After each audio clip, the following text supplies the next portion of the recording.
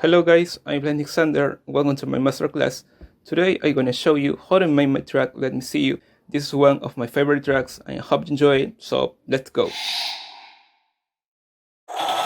So I'm gonna start explaining you about the kick and bass. This is the project of the track. For the kick I use this sample. This is from Cymatics. And I added tracing designer for the attack of the kick because the kick had a attack that doesn't need in the mix. Second, I added this bass for the same kick because I want to bring more bass on this kick. Okay, now together a song like this. Without this bass, sound like this.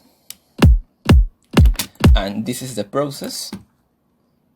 These two elements are on the boost channel, and I added some compress. Now I'm gonna explain you the drums of this project. I will show you how can you use the different samples on the build up, on the drop, on the break. So let's go. First, I'm gonna show you the drum loops on the drop, and I put the green color for my drums. This is the best thing to organize my sounds, and it works for me.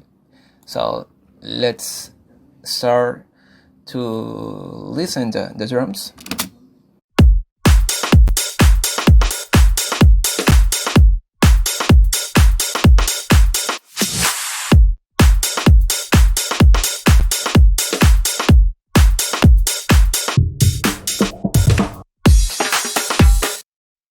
So first I added this loop.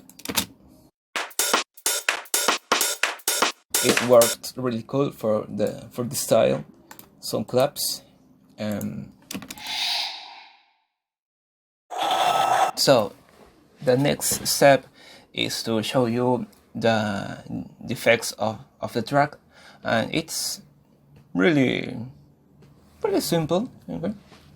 The all yellow color is for the effects of my track. It works better for me. You can hear the effects of the break.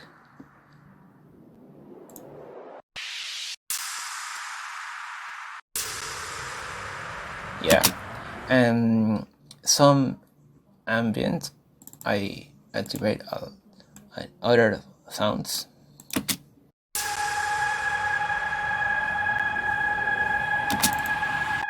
Yes, to other ambient sounds.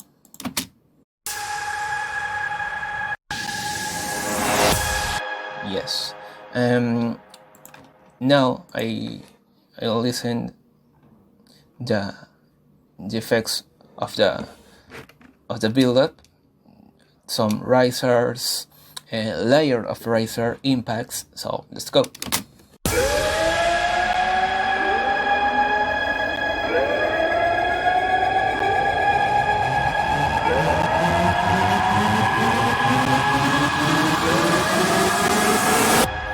Yeah. So I'm gonna explain you how to make this lead of the drop. First, this is a sample not created by myself, but I did it by myself, and the process is all of myself. This is the more important thing. This is the lead. But this is the first version of the lead. some different. I add some automation clip.